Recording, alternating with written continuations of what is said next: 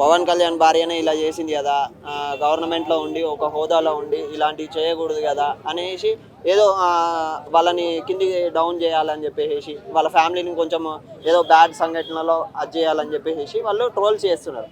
కొంతమంది ఇక వైసీపీ వాళ్ళు ఉంటారు కదా, వాళ్ళు ఉన్నట్టు తెలుస్తుంది. ఆమె సనాతన ధర్మాన్ని నమ్ముతున్నట్టు డిక్లరేషన్ కూడా ఇచ్చారనమాట. సో అంత చేసిన తర్వాత కూడా ఇంకా ఆమెను ఏదో ఒక పరాయామలాగా చూడటానికి ఎందుకంటారు మన వాళ్ళకి?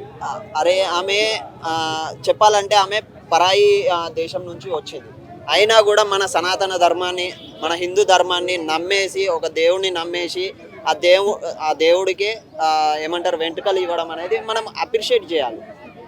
మన హిందూ ధర్మాన్ని హిందువులే నమ్మడం లేదు, హిందువులే మట్టిపాలు చేస్తున్నారు. అలాంటిది ఒక పరాయి దేశం నుంచి వచ్చి ఇక్కడ ఒక హిందూ వ్యక్తిని పెళ్లి చేసుకొని ఇక్కడ హిందూ ధర్మాన్ని పాటిస్తున్నందుకు మనం అప్రిషియేట్ చేయాలి.